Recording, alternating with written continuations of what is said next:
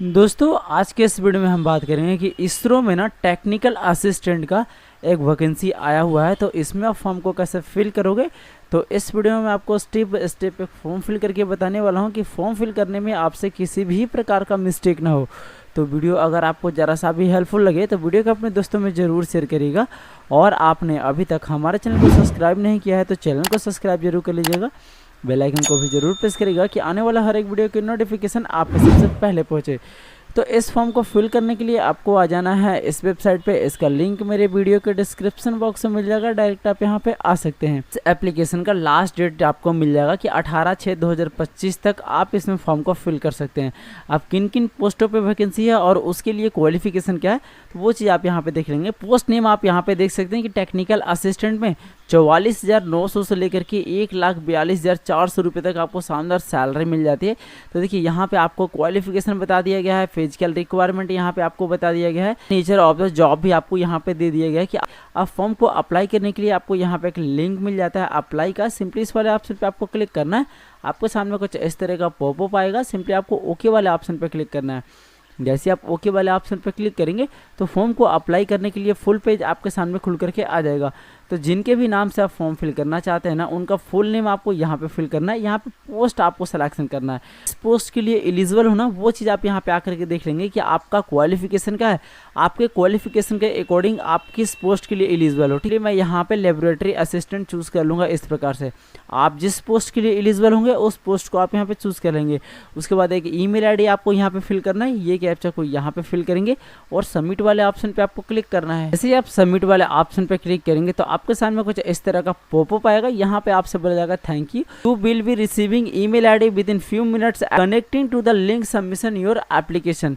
यहाँ पे आपसे बोला जा रहा है कि कुछ मिनटों का इंतजार आपको करना होगा और आपके इस ईमेल आईडी पे आपको लिंक भेज दिया गया, वहां से जाकर के आप अपने अकाउंट को वेरीफाई कर लेंगे। तो आप अपने ईमेल को चेक करेंगे। जैसे आप अपने ईमेल पे आएंगे ना तो यहाँ पे आपके सामने कुछ इस तरह का एडवर्टाइजमेंट नंबर शो करेगा। अब थोड़ा सा आपको नीचे स्क्रॉल करना है, यहाँ पे एक लिंक इस तरह से आपको मिल जाएगा। तो इस लिंक पे आपको क्लिक करना है। जैसे आप इस लिंक पे क्लिक करेंगे ना तो देखिए यहाँ पे जिस पोस्ट के लिए आप फॉर्म को अप्लाई कर रहे हैं ना उस पूरा डिटेल आपको यहाँ पे शो करेगा। उसके बाद यहाँ पे आपको एक ऑप्शन मिलेगा कन्फर्म का, सिंपली इस वाले ऑप्शन पे आपको क्लिक करना है। जैसे ही आप कन्फर्म वाले ऑप्शन पर क्लिक करना है तो डायरेक्टली आपको रीडायरेक्ट कर दिया जाएगा इस पेज पे। अब देखिए यहाँ पे आने के बाद एक चीज़ आपको ध्यान देना है, यहाँ पे कुछ नोट्स में आपको दिए गए हैं कि uploading of improvement photo and signature lead the rejection of the application. मतलब आपको फोटो और सिग्नेचर जो अपलोड करना है वो बिल्कुल क्लियरली करना है, नहीं तो आपको फॉर्म रिजेक्ट कर दिया जाएगा। उसको अपलोड कैसे करना है इंस्ट्रक्शन आपको यहाँ पे दे दिया है। तो हेल्प टू रिसाइज इमेज वाले ऑप्शन पे आपको क्लिक करना है। जैसे आप इस पर क्लिक करेंगे देखिए यहाँ पे आपको रिसाइज करने का फुल इंस्ट्रक्शन गाइडलाइंस आपको दिया गया है कि आपको कैसा फोटो होना चाहिए, हॉरिजॉन्टल और वर्टिकल में उसको कितना चाहिए, सारी चीज़ें आपको यहाँ पे बताया गया है। तो आप फोटो को रिसाइज कर लेंगे। डायमेंशन की बात कर लें तो देखिए 150 में इसको वेट चाहिए और 200 में इसको हाइट चाहिए। मिनिमम जो है ना 30 KB के अंडर में आपको फोटो को रखना है। तो इस फोटो और सिग्नेचर को आप कैसे बनाओगे आपने फोटोशॉप में, तो मैं डायरेक्टली आपको फोटोशॉप पे लिए चलता हूँ कि हम लोग अपने फोटोशॉप पे आ गए हैं। मैं एग्जाम्पल के तौर पे ये फोटो एंड सिग्नेचर को रखा हूँ, आप अपना फोटो सिग्नेचर को रखिएगा और साइज इसी प्रकार से आपको मेंशन करना है। तो यहाँ पे आने के बाद आपको इमेज का एक ऑप्शन मिलेगा, इस पे आपको क्लिक करना है, इमेज साइज वाले ऑप्शन पे क्लिक करना है और यहाँ पे आपको दो टिक दिखेगा। तो एक टिक को अनचेक कर देना है। उसके बाद देखेंगे कि फोटो का जो विड्थ है ना वो पिक्सल में मांगा जा रहा है, तो आप यहाँ पे पिक्सल रहने देंगे। ठीक है, अब विड्थ जो मांगा जा रहा है 150 में मांगा जा रहा है और हाइट जो मांगा जा रहा है 200 में मांगा जा रहा है। ठीक है, तो यहाँ पे इस प्रकार से फिलअप कर लेंगे। उसके बाद ओके वाले ऑप्शन पे क्लिक करेंगे, फोटो आपका कुछ इस तरह से रिसाइज होकर के आ जाएगा। अब इसको आपको क्या करना है, Ctrl+S सेव कर देना है और वापस से आपको अपने वेबसाइट पे आ जाना है। अब यहाँ पे आने के बाद फोटो को अपलोड करने के लिए आपको यहाँ पे एक ऑप्शन मिल जाता है चूज फाइल का, इस वाले ऑप्शन पे आपको क्लिक करना है। अब जहाँ पे भी आप फोटो रख रखे हो ना वहाँ से क्या करना है, इस प्रकार से सर्च करना है, सिलेक्शन करना है, ओपन करना है, थोड़ा सा आपको वेट करना है, फोटो आपका यहाँ पे शो हो जाएगा। मतलब आपने जो फोटो रिसाइज किया ना वो बिल्कुल सही तरीके से आपका रिसाइज हो चुका है। उसी प्रकार से आप सिग्नेचर को भी रिसाइज कर लेंगे। अब इसे अपलोड करने के लिए आपको यहाँ पे एक ऑप्शन मिल जाता है अपलोड फोटो एंड सिग्नेचर का, इस वाले ऑप्शन पे आपको क्लिक करना है। कुछ इस प्रकार का पॉपअप आएगा, सिंपली आपको ओके वाले ऑप्शन पे क्लिक करना है, थोड़ा सा आपको यहाँ पे वेट करना है।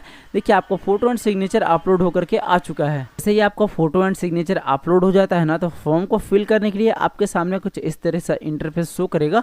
तो देखिए यहाँ पे आपको सबसे पहले पर्सनल डिटेल को फिलअप करना होगा, उसके बाद कॉन्टैक्ट डिटेल, उसके बाद क्वालिफिकेशन, उसके बाद आधार डिटेल। तो सारी प्रक्रिया को आप कैसे पूरा करोगे तो देखिए स्टेप बाय स्टेप में आपको बताते जा रहा हूँ। तो फुल नेम आपको यहाँ पे लिखना है कैंडिडेट का, ठीक है, और यहाँ पे उनका फादर्स नेम लिखना है जो कि फुल नेम आप लिखोगे, और 10th के मार्कशीट के अकॉर्डिंग आपको लिखना है, ठीक है। यहाँ पे कैंडिडेट का डेट ऑफ बर्थ आप फिल करोगे, तो डेट ऑफ बर्थ को फिल करने के लिए आपको यहाँ पे कैलेंडर मिल जाता है, इस पर आपको क्लिक करना है।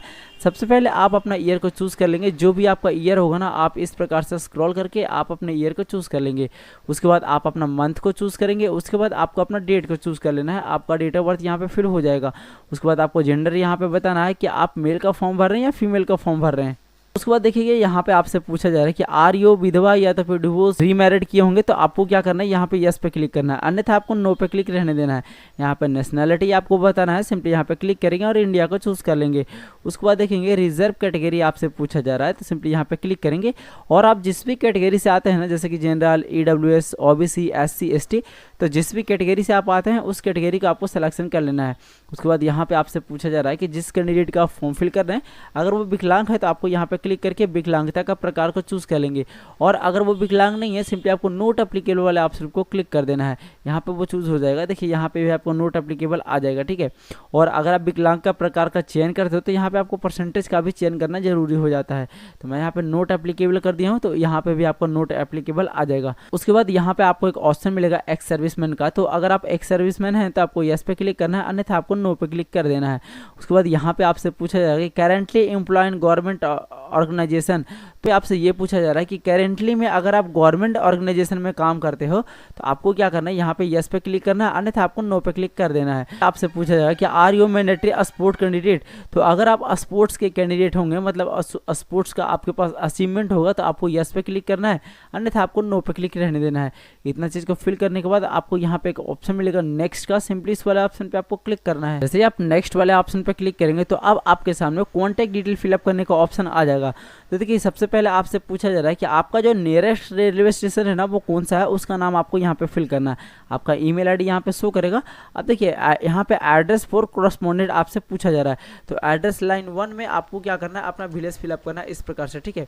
एड्रेस लाइन 2 में आपको अपना पोस्ट ऑफिस फिलअप करना है, और एड्रेस लाइन 2 में ही आपको अपना पुलिस स्टेशन फिलअप कर लेना है इस प्रकार से। अब यहाँ पे सिटी फिलअप करेंगे, जो भी आपका सबसे नज़दीकी सिटी होगा। यहाँ पे आप अपना एरिया पिन कोड फिलअप करेंगे, जो भी आपका एरिया पिन कोड होगा। यहाँ पे आपसे स्टेट पूछा जा रहा है कि आप किस स्टेट के रहने वाले हो, तो आप अपना होम स्टेट को चूज़ कर लेंगे। उसके बाद यहाँ पे आपको एक मोबाइल नंबर फिलअप करना है, तो आप अपना मोबाइल नंबर यहाँ पे फिल कर लेंगे। एग्जाम्पल के तौर पर यहाँ पे आपको बताया भी गया, ठीक है। उसके बाद देखेंगे कि जो आपने कॉरेस्पॉन्डेंट एड्रेस फिलअप किया और जो आपका परमानेंट एड्रेस है दोनों सेम है, तो आपको यहाँ पे एक चेक मार्क मिलेगा, इसे आप चेक मार्क कर लेंगे, ये ऑटोमेटिकली फिल हो जाएगा।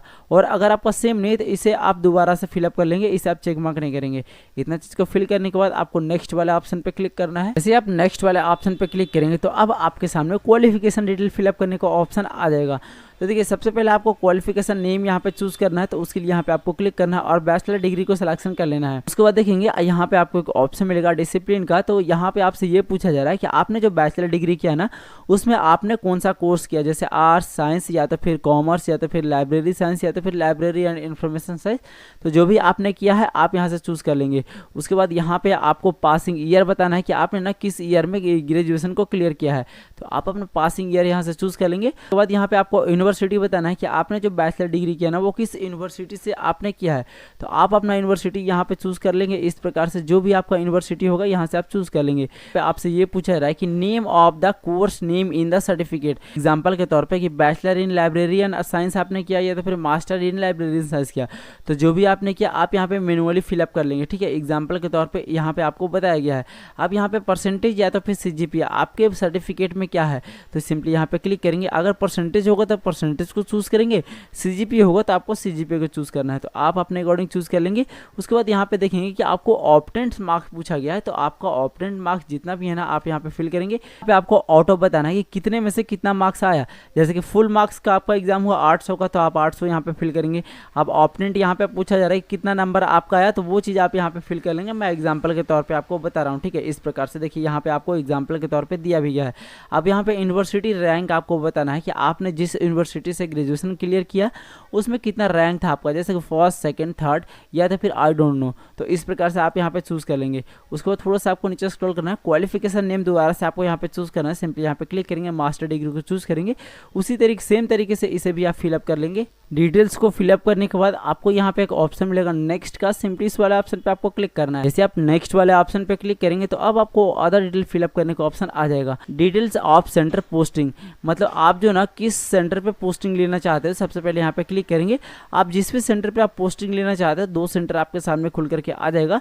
तो दोनों में से कोई सा भी सेंटर को फर्स्ट चॉइस दे सकते हो, और सेकंड चॉइस में आप सेकंड वाले सेंटर को चूज दे सकते हो, क्योंकि 2 ही सेंटर यहाँ पे है। उसके बाद थोड़ा सा आप नीचे स्क्रॉल करेंगे, यहाँ पे आपसे पूछा जाए कि written test venue performance detail, आपको रिटन टेस्ट किस सिटी में देना है, उसको आपको सेंटर को चूज करना है। सिंपली यहाँ पे क्लिक करेंगे। आप जिस भी सिटी में आपको रिटन टेस्ट को देना है, आप अपने अकॉर्डिंग यहाँ से चूज कर लेंगे कि आप किस सिटी में देना चाहते हैं। ठीक है, चूज करने के बाद आपको क्या करना है, थोड़ा सा नीचे स्क्रॉल करना है। पे आपसे पूछा जाएगा कि account detail for refund of the application fee, जो आपको एप्लीकेशन फ़ी भी यहाँ पे रिफंड किया जाएगा। तो आप अपना अकाउंट नंबर इस वाले कॉलम फिलअप करेंगे। यहाँ पे देखेंगे कि इंटर अकाउंट नंबर अगेन, मतलब दोबारा से आपको अकाउंट नंबर यहाँ पे फिलअप करना है। Name of the account holder, मतलब जिनके भी नाम से अकाउंट है उनका नाम आपको यहाँ पे फिल करना है। बैंक का नेम आपको यहाँ पे फिल करना है। ब्रांच आपको यहाँ पे बताना है कि किस ब्रांच का आपको खाता है, और IFSC कोड आपको यहाँ पे बताना है। ठीक है, details of the present previous employ experience, तो अगर आपके पास एक्सपीरियंस है तो आपको क्या करना है, यहाँ पे चूज करना है कि आपके पास ना कितने साल का एक्सपीरियंस है। और अगर आपके पास एक्सपीरियंस नहीं है, सिंपली आपको 0 को चूज कर लेना है। इस प्रकार दोनों में आप 0 को चूज कर लेंगे इस प्रकार से। उसके बाद थोड़ा सा आपको नीचे स्क्रॉल करना है, अदर डिटेल का आपको यहाँ पे ऑप्शन मिल जाता है। तो आप यहाँ पे इसके रिगार्डिंग कुछ इन्फॉर्मेशन देना चाहते हैं तो आप यहाँ पे लिख सकते हैं, अन्यथा आप इसे खाली छोड़ देंगे।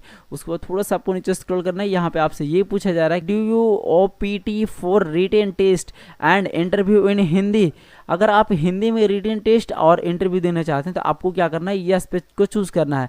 और अगर आप इंग्लिश में देना चाहते हैं तो यहाँ पे आप नो को चूज कर लेंगे। ठीक है, उसको थोड़ा सा आपको नीचे स्क्रॉल करना है। यहाँ पे आपसे ये पूछा जा रहा है कि do you agree with term and condition, अगर आपको इसका सारे टर्म कंडीशन को एग्री करना है तो आपको सिंपली यहाँ पे क्लिक करेंगे और यस वाले ऑप्शन को आपको चूज कर लेना है। एच डिक्लेरेशन को चेक मार्क करेंगे और सबमिट वाले ऑप्शन पे आपको क्लिक करना है। जैसे आप सबमिट वाले ऑप्शन पे क्लिक करेंगे तो आपके सामने जो भी एप्लीकेशन फॉर्म में आपने फिल किया ना, वो पूरा डिटेल रिव्यू करने का ऑप्शन आ जाएगा। तो आप अपने डिटेल को सही तरीके से चेक कर लेंगे कि आपका कहीं मिस्टेक तो नहीं है। अगर आपका मिस्टेक रहा तो गो बैक वाले ऑप्शन पे क्लिक करके आप अपने डिटेल को वेरीफाई कर लेंगे। और अगर आपका सारी चीज़ सही रहा तो आपको यहाँ पे एक ऑप्शन मिलेगा कन्फर्म एंड सबमिट का, आप अपना फॉर्म का पेमेंट कर लेंगे, आपका फॉर्म सक्सेसफुली सबमिट हो जाएगा। तो फ्रेंड्स, इस प्रकार से आप इसरो में टेक्निकल असिस्टेंट के फॉर्म को फिल कर सकते हैं बिना किसी मिस्टेक के। तो वीडियो अगर आपको ज़रा सा भी हेल्पफुल लगा हो तो वीडियो को अपने दोस्तों में ज़रूर शेयर करिएगा।